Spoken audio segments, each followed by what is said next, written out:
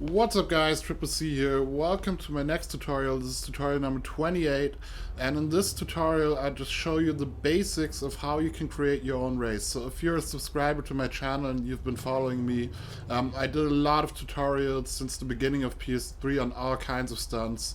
So this tutorial is probably not for you then. This is really for people that are getting into creating right now and that just want to create their own cunning stunts race. So if you haven't ever created anything before, I'll run you through the basics of what to do to create your own race. So yeah, first up you want to go in the creator. It doesn't matter if you're in a race, if you're in story mode, or if you're in online already.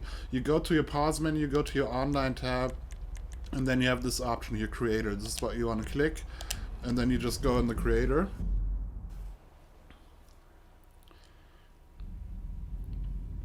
Okay, so now we've entered the creator.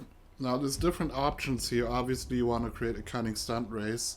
So what you choose is you go to create a race, and then you got a stunt race, land race, sea race, or air race. You want to go to stunt race, click on that option. And now we're right off, we can build our own cunning stunts race. So I'll quickly go to the airport here because it's a big wide open area. It's probably easier to showcase some of.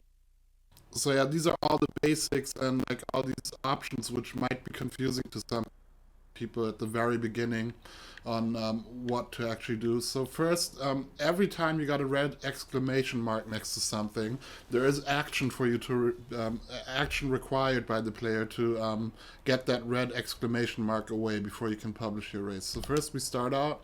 First, you have to give your race a title, because obviously, if you play it online, it has to have a name so people can select it. So we'll just name this one here tutorial.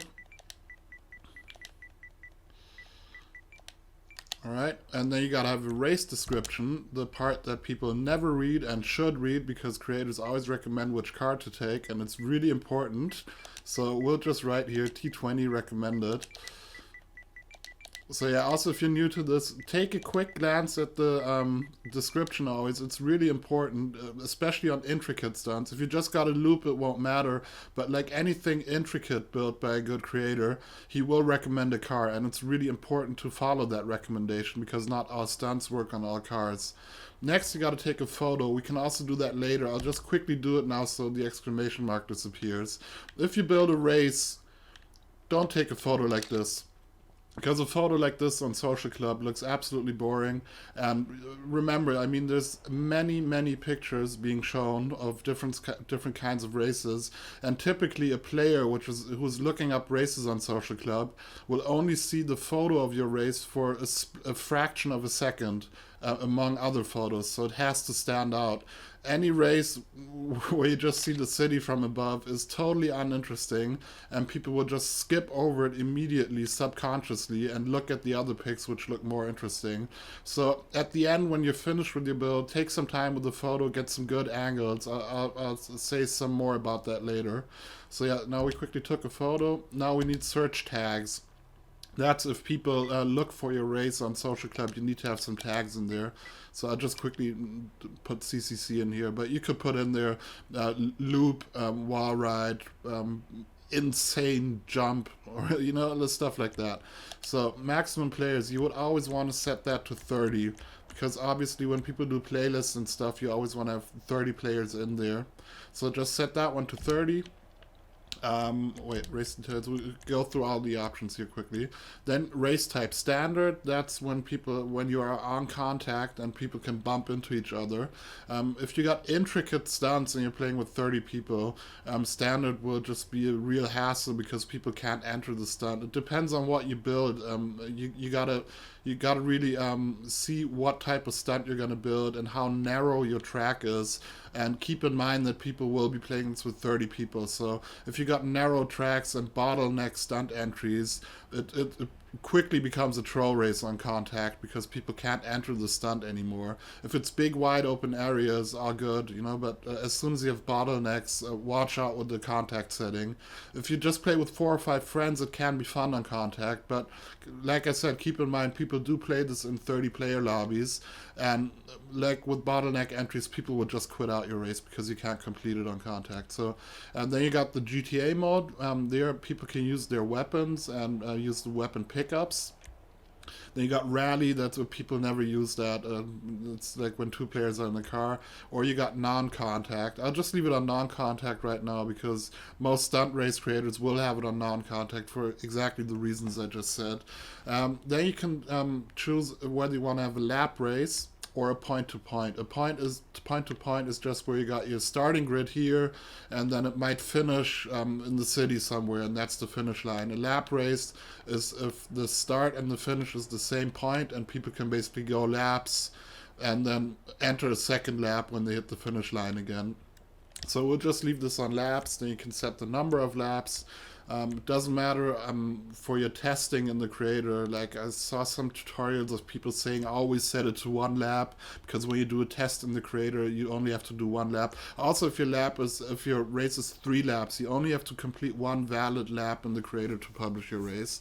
Then the starting grid size, we'll get into that in a second. Available vehicles, you can tick all the available vehicles for your race, what vehicles are allowed to be used and what not. So if you don't want people to play your race on bicycles, which might be a good idea with all the tube races and stuff, they wouldn't be completable on bicycles. Just tick that off so people can't ride the race on bicycles, and there's no way for them to play it on bicycles. Utility is like lawnmower and air tug and stuff. You can build some funny races, but typically a stunt race will not be completable in these vehicles. So we also tick those off. We also take motorcycles off for now. So yeah, we just got like the standard cars in here now. Default class, this is important. If people are going to play your race, it will always be on the default settings you set as a creator. So probably you want to have that at super. So when people start up your race, it's automatically on super.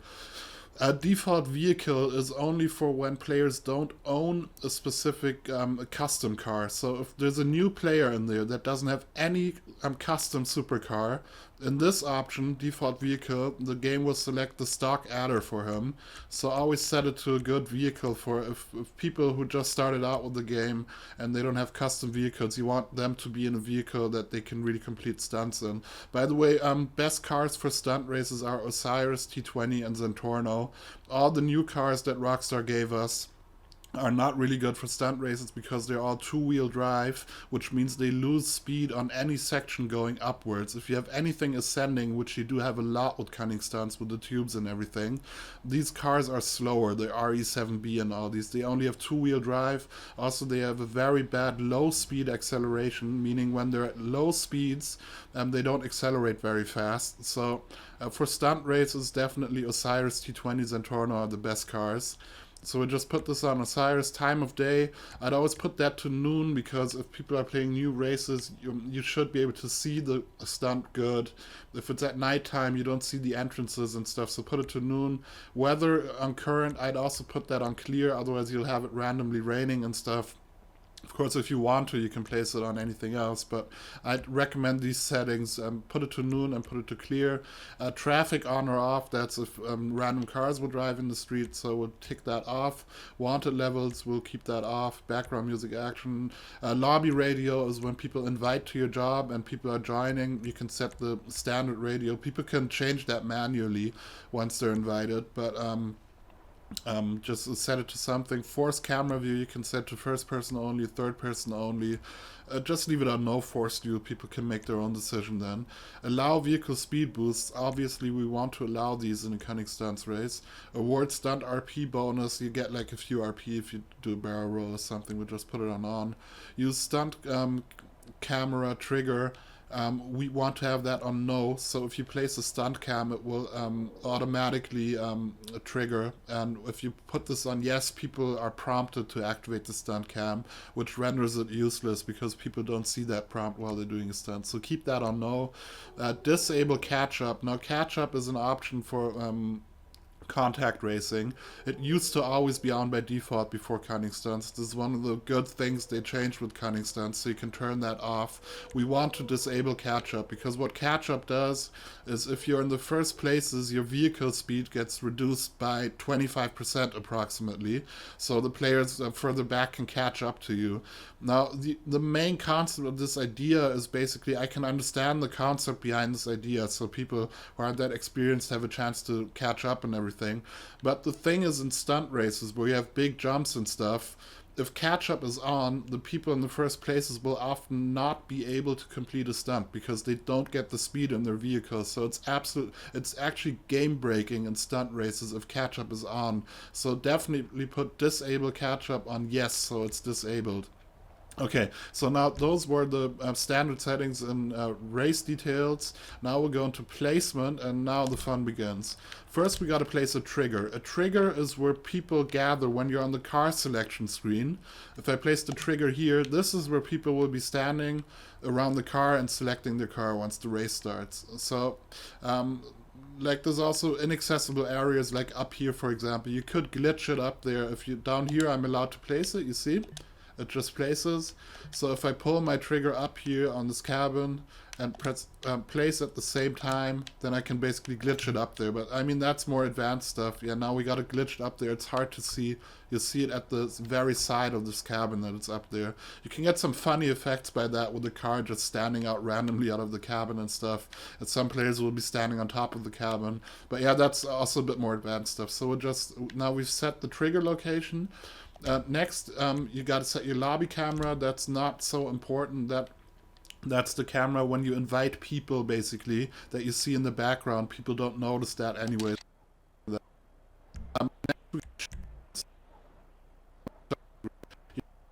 Starting grid always has to be close to your trigger. So if we have our trigger over here, we're not going to be able to place our starting grid in the city. It always has to be close to the trigger.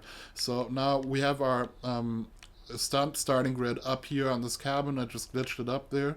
And so we have to place our starting grid close to it.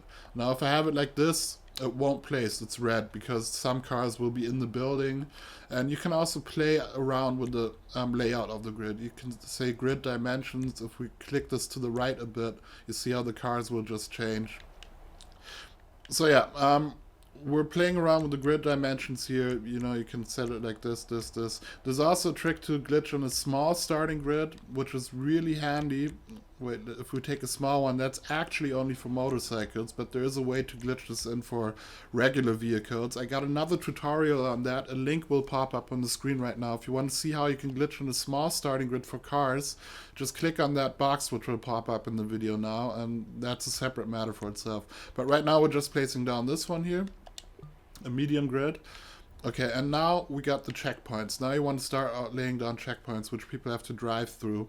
I'll go through one quick basic of checkpoints. I also got a separate tutorial on checkpoints. I would definitely check that one out because good or bad checkpoints will make or break your race. You can have the best race. If you have bad checkpoints, people remember it as a bad race and not replay it. So obviously people have to drive through the checkpoints. Rockstar servers are very, very laggy, so you want to have your first checkpoint far away from the starting grid. Otherwise, if you're in a full lobby, the first checkpoint will not register. Everybody will have to drive back to it. So imagine we want to take a right turn over here now. With R1 and L1, you can rotate the checkpoints, but this only defines the respawn direction of the car. So if I place it like this doesn't mean the checkpoint will be facing to the right like it does here in the creator now. In the race, this checkpoint will point to the next checkpoint. So if I place the next checkpoint on the right here, now we ensure that this checkpoint in the race will actually be facing right. Even if we take this checkpoint here and place it like this, so now in the creator, the checkpoint faces to the left. In the race, when you play it online, it will be pointing right to the next checkpoint. And this arrow, which you see in the creator, only defines how the cars will respawn if somebody hits triangle. They will respawn in this direction now. So yeah, obviously for this setup, you would want to have it here. Always place it in front of the corner so people can cut the corners. So if we want to take a right here, place it here. And also this one, if we want to take a left again here, place it a bit earlier. And then the next checkpoint could be up here somewhere. Okay, so that's basically checkpoints. And now if we were to lay out a track, you know, you would just place some down here, here, blah. So you come back to your starting grid eventually again, and people enter the starting grid from the back again, and then they completed a lap. Now you gotta have a minimum lap length. You see that in the bottom right of the screen. It's 0.56 miles right now. I think it has to be 0.67 or 68 for it to be a valid race. Anything shorter, you will not be able to publish it. So yeah, that's the basics of checkpoints. Wait, no, weapons now. Props. Okay, now it gets interesting. Here are all the props. First, you have the prop categories. The first category is a stunt track. Then we got the raced stunt tracks, which are like really big. Then we got stunt tubes. We got building blocks in all kinds of sizes. Yeah, just go through the categories yourself. Look what there is, everything. That would take too long to really go through it now. Yeah, but we'll just start out with the stunt track here. I'll just do a random, very quick track, basically. So we can just click through them. Oh yeah, and as you see now, I'm not allowed to place it here because there's stuff in the way. Here it's a bit higher, there it's a bit lower. So you can always turn this allow prop stacking. If you tick that on, then you are allowed to place it anywhere where you desire. So we'll just quickly go through these here. We'll build something very easy and generic here just to get you guys started. So yeah, let's just take this stunt track here. Oh wait, let me take a bigger one, like a U-turn shaped one. So yeah, with R1 and L1 you can rotate these. And then you got different rotation types. So we got like a world heading, which we just had. That's when you rotate it like left and right. And then you also have a pitch. There you can rotate it at these angles here. Then you got a roll function. There it will rotate in these angles. And then you got a yaw function where you can rotate it like that. So basically you can rotate it in any direction you want to rotate it.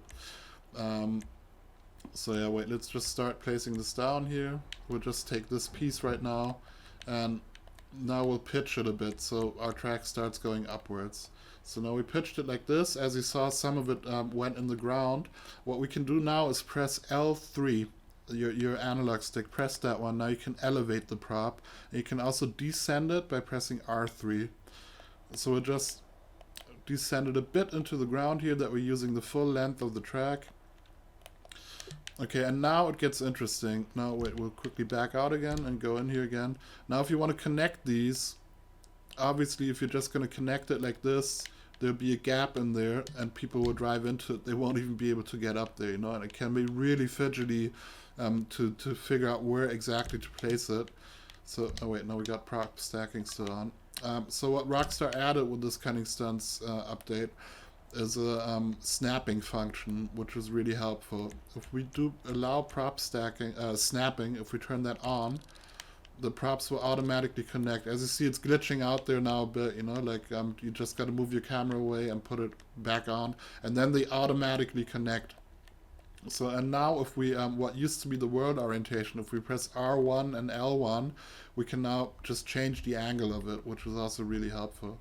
So, yeah, we'll just start placing this down here. And now it would always connect. So probably you guys are also interested in the tubes, so let's check out the tubes. Like all these props, you know, they can, like, now we got the stunt track. You can just make them all connect. Wait, let's go to the tubes.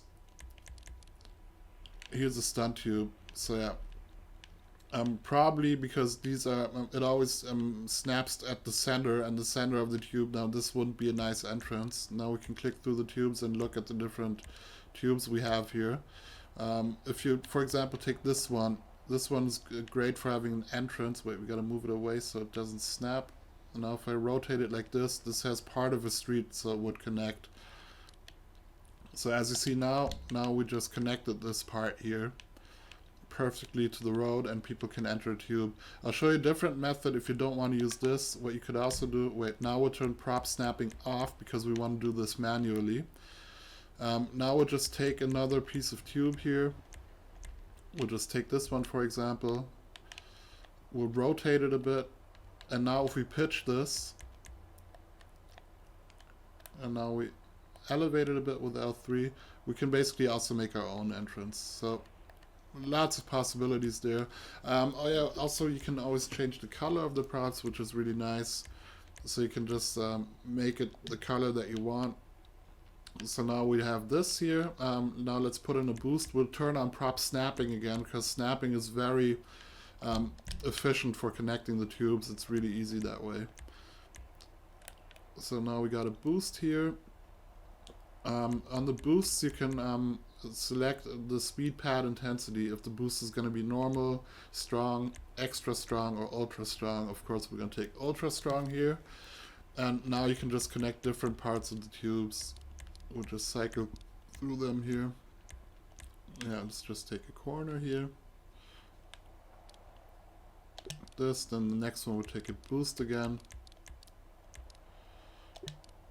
And then the next one will take a turn again. Okay, look, and now this one connected like this here. If I press R1 and L1, I can basically rotate it to have it exactly where I want to have it. So we can just take a different color on this one, for example.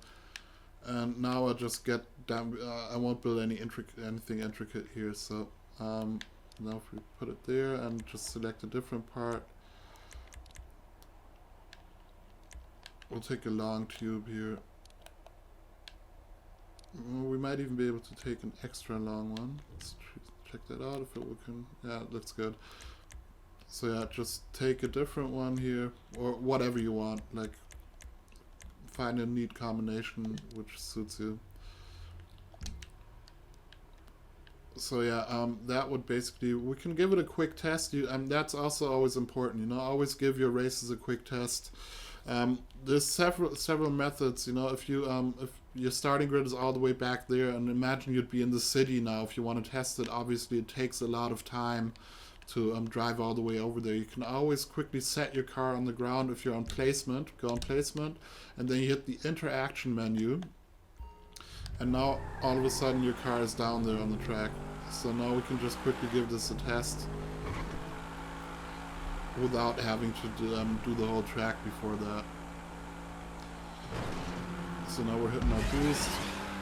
Always watch out that tubes are intuitive, you know, that you don't have a right turn and then you have a left turn all of a sudden, where people just fall out the tubes or bounce against the corner. Yeah, like Adder also is not a good car. Wait, I had it set to Osiris. We check that out. But yeah, if you want to get out of this first person mode again, just hit the down on the D-pad and interaction menu again. Then you're out there again. What you can also do, first build your track without laying down any checkpoints. We can also do that. Wait, I'll quickly go on delete options, delete all checkpoints. And this is a neat way to test all your stunts basically. So place your trigger close to the stunt you're building, and then lay down, oh wait, now we also got to set the lobby camera again, and then lay down your starting grid. What I always also used to do back in the day, I always just built a 2-player race in my building process. At the very end, when I was done building all my stunts, then I put it to 30 players, because this one you can fit a 2-player starting grid in anywhere. So we're just placing this down. You got to lay down one checkpoint to do a test, put it behind your starting grid because you don't want to hit that one. And now you can just quickly always test your race. As you see, we're starting right in front of the stunt, so no matter what you're building, just move your starting grid around and you can quickly give your race a test always. Okay, exit test. Now obviously we went up there pretty slow, so you can place some boosts up on this, for example. We go on props, stunt set pieces, here's specials, there we go. Now allow prop stacking, so you can stack these on the stunt track that you just built. Yeah, so if we just, and now this is also set to ultra strong. You can set to weak normal. Just always pay attention what you set it to, so it makes sense with the stunt that you're building. So yeah, that's how you would get up there and connect these pieces really easily. You can also easily do sky races with the snapping option I just showed you guys. Then there's all kinds of preset props which Rockstar gave us. Wait, we'll quickly go through those. For example, we got the stunt set pieces where you got like all kinds of weird loops. This loop, for example, I gotta give a heads up to this one. This one is fundamentally flawed. I wouldn't use this one. Hitting this at high speeds will always cause your car to brick, so I don't know if they didn't test these props before they put them in there, but this one does not work well at all. As there's one other prop which I would really stay away from. And that's this one here. Wait, hold up. That's the on-ramp they gave with the wall rides. Yeah, as you see here, there's these wall rides with these on-ramps. These on-ramps here are absolute garbage. I wouldn't use them. I got a different tutorial. It's my previous tutorial. I blend in the link, which you can click. It takes 2 or 3 minutes to build your own on-ramp. Definitely build your own on-ramp, because if you're going to use this Rockstar on-ramp to get you on the wall ride, you're just going to frustrate yourself and all your friends. So stay away from that one. It just won't make for a smooth race if you use it. So yeah, basically you can go nuts with these tubes, basically. Build anything you want with it. Let's quickly go through some of the other categories. Oh yeah, wait, I quickly want to show you those checkpoints. Now we got a starting grid over there. I don't want to stretch this too long, like props to you if you're still watching this right now. We'll just go on the tube here with our checkpoint number 1. You can go through the tube with your camera. And now if you set the style of the checkpoint to circular, definitely always use the circular checkpoints in the tubes, so people can hit that checkpoint and they will also respawn there if they die or if they hit the respawn. So yeah, we'll just jump out here. And now you can do all kinds of crazy stuff, you know. I'll just show you. Oh wait, on the ground you want to use a normal checkpoint, so set that to regular again, and there we have a normal checkpoint. And now basically, I mean, with all the options they give here, you know, you can basically set any, you can rotate any prop, any direction to build like any kind of crazy stunt. Okay, so now we got a large ramp here. We just placed down a large ramp. And let's go for this prop, for example. I mean, these stunt roads, they're obviously meant for sky tracks, you know, so you can place one down there, connect it with prop snapping, and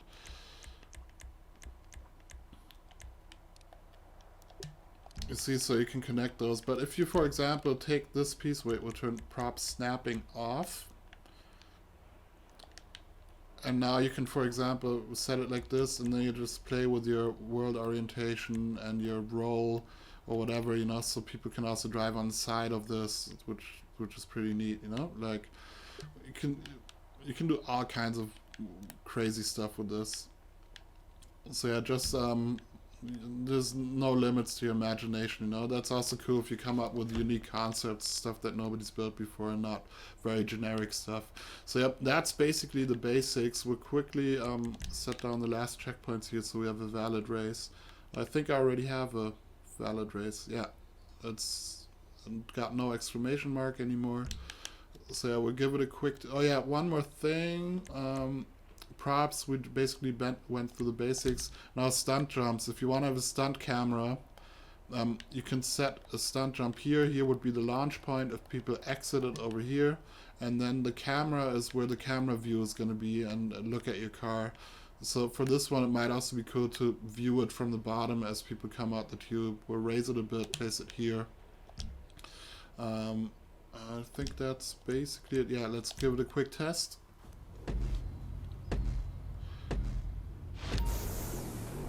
So yeah, obviously, like I said, I built a very, very generic race here. It's not even really a race. I'm definitely also not going to publish this. I got much more tutorials on more intricate stunts, which you can check out in the description, and I will be uploading a lot of cunning stunts tutorials. Look, there you see we had the stunt cam. And now, yeah, that checkpoint is facing back to our starting grid again.